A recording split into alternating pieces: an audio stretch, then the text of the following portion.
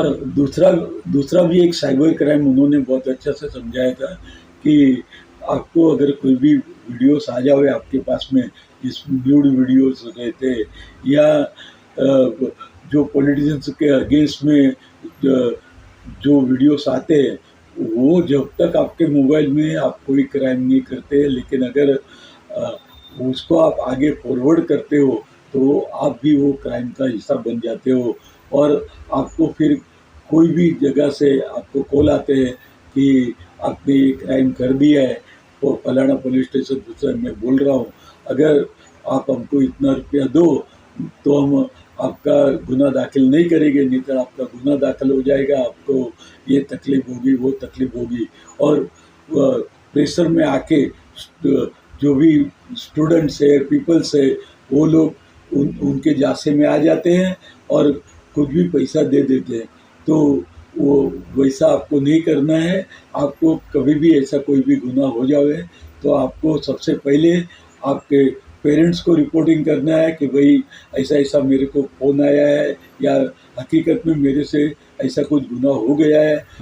फिर police station में बिंदास जाने का है और पुलिस में जाके आप जो कुछ भी है सच सच बताओ, क्योंकि हमको भी मालूम है कि ये पूरे रैकेट चल रहा है, गैंग चल रहा है, गैंग लोग इसको ऑपरेट कर रहे हैं और जनरल पब्लिक को और बेचारे भोले भाले स्टूडेंट्स को इसमें फंसा रहे हैं। तो ऐसा एक अच्छा साइबर क्राइम के ऊपर में एक बहुत अच्छा लेक्चर था जो स्टूडेंट्स लोग ने भी एंजॉय किया। साथ साथ हमारे साथ में जो लायंस क्लब ऑफ नागोटने के कई लायंस थे, उन्होंने भी उसको पसंद किया, उनको अप्रिशिएट किया। उसके बाद में हम वहाँ से करीब 12 बजे आगे निकले। हमारा अगला पड़ाव था लायंस क्लब ऑफ रोहा, कोलाड रोहा, जिन्होंने एक छोटा सा गांव में एक स्कूल में एक नया क्लासरूम बनाया था, जहाँ पे खाली 4 ही क्लासरूम है और उसमें ये 5वां क्लासरूम उसने जोड़ा था। और वहाँ पे आदिवासी बच्चे लोग को हमारा लायंस क्लब ऑफ कोलाड रोहा जो उनको शिक्षा दे रहे हैं, सिखा रहे, वो नए क्लासरूम का इनॉग्रेशन हमारे डिस्ट्रिक्ट गवर्नर के हाथों होना था। जहाँ जैसे ही हम लोग उस गांव में पहुँचे, स्कूल के पास में पहुँचे, तो हमारा पारंपरिक तरह से ढोल नगारा और लेजिम से गांव वाले और लायंस मेंबर ने हमारा स्वागत किया। फिर डिस्ट्रिक्ट गवर्नर ने वो क्लास का इनॉग्रेशन किया। वो क्लासरूम भी हमारे लायंस क्लब ऑफ तुर्भे के माध्यम से वहाँ पे बनाया गया था। और वो जगह जहाँ पे ये छोटा सा स्कूल है, वहाँ पे आजू बाजू के कई गरीब आदिवासी बच्चे लोग पढ़ने को आते हैं। खाली 4 क्लासरूम में 1 से लेके 10वीं तक की पढ़ाई वहाँ पे होती है। वो और टीचर्स लोग बहुत ही अच्छा काम कर रहे हैं। तो लायंस क्लब वाले वो टीचर्स को और उनको अप्रिशिएट किया और उनको आश्वासन दिया कि आगे भी आपको कोई भी स्कूल चलाने के लिए जो भी सहायता की आवश्यकता होगी, वो लायंस क्लब अवश्य आपको सपोर्ट करेगी, उसका पूरा करने की पूरी कोशिश करेगी। वहाँ से हम लोग करीब 2-2:30 बजे रोहा की ओर आए। रोहा में एक स्कूल थी जहाँ पे एक प्रशिक्षण दिया जा रहा था। वो लायंस क्लब ऑफ रोहा ने कार्यक्रम रखा था। वो भी एक यूनिक एक्टिविटी थी। लायंस क्लब न केवल गरीब गरीबों की मदद करना, आँखों का ऑपरेशन करना, वैसे काम नहीं करते हैं। वो कई सारे ऐसे लेक्चर्स और ट्रेनिंग भी देते हैं जिससे कि पब्लिक में उनका मानसिक विकास हो, उनको जानकारी बढ़े। अब ये जो रोहा क्लब ने the lions lions club of Roha ने ITI रोहा में जो प्रोग्राम रखा था, वहाँ पे उन्होंने ऐसा कार्यक्रम रखा था कि जो ट्रेन मार्शल आर्ट के कराटे चैंपियंस रहते, जो ब्लैक बेल्ट होल्डर रहते, उनको उन्होंने बुलाए थे और वहाँ पे करीब 200 गर्ल्स को वो लोग ट्रेनिंग दे रहे थे कि अगर बाई चांस आप पर किसी ने हमला कर दिया, तो किसी ने आपका ज़बरदस्ती हाथ पकड़ लिया, एक हाथ पकड़ लिया तो कितना आसानी से आप उसको छोड़ा सकते हो, उनकी ट्रेनिंग दी। वो 2 हाथ अगर आपके पकड़े तो भी आप कैसे कर सकते हो, उसकी ट्रेनिंग, उसकी जानकारी बताई थी। न केवल जानकारी बताई, लेकिन उनको उन्होंने प्रैक्टिस कराई और उसके बाद में वो बच्चे लोग से भी सेम वे में उन्होंने कराया। तीसरी भी उन्होंने एक अच्छी चीज़ सिखाई थी कि अगर आपका किसी ने गला दबा दिया तो उससे आप कैसे बच सकते हो, और एकदम सिंपल वे में उन्होंने उसका, जो हमारे ITI के स्टूडेंट्स थे उनको, लेडीज स्टूडेंट्स थे, उनका प्रशिक्षण उनको दिया। ये बहुत ही अच्छा और यूनिक प्रोग्राम था। उसके बाद में वही कंपाउंड में हमने इन्वायरमेंट का भी प्रोग्राम रखा था।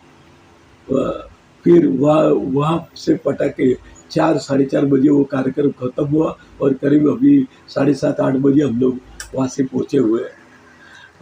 पुलिस ऑफिसर थे, वो बहुत ही अच्छे से तरीके से और जनरल पब्लिक को भी बहुत आसानी से समझ में आवे ऐसी भाषा में वो बता रहे थे। बच्चे लोगों को मार्गदर्शन दे रहे थे कि अगर गलती से आपसे आपको कोई बोल देवे कि आपने ये साइबर क्राइम कर दिया है और हम उसका रिपोर्टिंग कर देंगे, गुनाह दाखिल करेंगे आपके अगेंस्ट में, लेकिन अगर आप, अब हमको बच्चा घबरा जाता है और फिर उनको बोलता है इसमें से कुछ रास्ता निकालो, हमारे अगेंस्ट में गुनाह मत दाखिल करो, तो वो लोग उनसे पैसे मांगते हैं कि भाई इतना पैसा हमें दे दो तो हम ये गुनाह दाखिल नहीं करेंगे। और बच्चे लोग घबरा के अपने पास पैसे रहते हैं वो दे देते हैं, नहीं होते तो पिताजी के मोबाइल से गूगल पे से ट्रांसफ़र कर देते हैं, या घर से चोरी करके भी, या दोस्तों से उधार लेके भी उनको पैसा दे देते। तो वो उनको समझा रहे थे कि आपको ऐसा नहीं करना है। और दूसरा उन्होंने जो एक बात बोली थी कि आजकल जानबूझ के लोग आपके अननोन नंबर से न्यूड वीडियोस भेज देते हैं और पॉलिटिशियन के अगेंस्ट में कुछ भी कमेंट थी। पिछले 2 दिन पूरा हेक्टिक रहे। सबसे पहले तो परसों के दिन सुबह में हमने एक विजन ऑफ व्हील का इनॉग्रेशन किया, जिसके लिए हमारे भूतपूर्व MP जो लायन भी है, लायन संजीव नाइक जी आए हुए थे। ये कार्यक्रम कोपरखेड़ा में रखा गया था, जहाँ पे हमारे मल्टीपल काउंसिल चेयरमैन, हमारे डिस्ट्रिक्ट गवर्नर और कई पदाधिकारी थे। ये विजन ऑन व्हील, जिसके अंदर में कई सुविधा उपलब्ध होती रहती है, उसमें नेत्र चिकित्सा शिविर की ऑटोमेटिक कई सारी सामग्रियाँ होती है, और ये जगह जगह पे जाके वो जो आँखों की तपास करती है। सो उसका सबसे पहले इनॉग्रेशन हुआ। वहाँ से फिर हम लोग न्यू बॉम्बे हाई स्कूल वासी, जहाँ पे मंद बुद्धि के बच्चे लोग हैं, उनके लिए लायंस क्लब ऑफ वासी ने डोनेशन का कार्यक्रम रखा था, जिसमें उन्होंने इन्वर्टर डोनेट किए, टेबल और कुर्सियाँ डोनेट की, और बच्चे लोग के लिए खाने का कुछ सामान भी दिया। वो होने के बाद में हम लोग फादर रेजिनल्ड्स टेक्निकल स्कूल में गए थे, जहाँ पर एक ब्लड डोनेशन कैंप का और mega medical health checkup camp का अपोलो हॉस्पिटल के सहयोग से कार्यक्रम रखा गया था। वहाँ से आगे चल के हम सेक्टर 14 में जो वासी पेट्रोल पंप है, जो हमारे लायन मेंबर महेश शाह का है, वहाँ पे पीयूसी चेकअप का फ्री चेकअप का कार्यक्रम रखा था। उनका इनॉग्रेशन हमारे गवर्नर लायन एन.आर. परमेश्वरन के हाथों से हुआ। फिर वहाँ से होते हुए हम पनवेल में गए थे। पनवेल में कुरुलकर आश्रम है, जहाँ पे भी मन बुद्धि के बच्चे लोग हैं, जिसमें वो लोग कुछ बोल नहीं पाते हैं, सुन नहीं पाते हैं, उनके लिए अभी कल से नवरात्रा चालू हुई, तो उनके लिए स्वादिष्ट भोजन का प्रबंध किया गया था। और वहाँ पे यूनिफॉर्म, वो लोग के यूनिफॉर्म डिस्ट्रीब्यूशन का कार्यक्रम हमारे एक और club Lions club of new Panvel steel town ने किया था, जहाँ पे हम लोग गए थे। उसके बाद में हम लोग सीबीडी में आए थे। सीबीडी में एक जो सेक्टर 50 सीवुड का लायंस क्लब ऑफ सीबीडी का कार्यक्रम अटेंड किया था, जहाँ पे जो स्ट्रीट चिल्ड्रन रहते हैं उनके लिए उन्होंने एक जगह है जिसको शोरूम है, जिसको जंपिंग फ्रॉग बोलते हैं। वहाँ पे कई तरह के बच्चे लोग के खेलने के लिए सामान उपलब्ध है। तो वो स्ट्रीट चिल्ड्रन के साथ में हमने कुछ समय उनके साथ में बिताया। बच्चे लोग बहुत आनंद से वहाँ पे खेल कूद कर रहे थे, अलग अलग राइड्स में, जो वो आमतौर पे नहीं कर पाते हैं। वो उस दिन वो लोग ने वो एंजॉय किया उनके साथ में।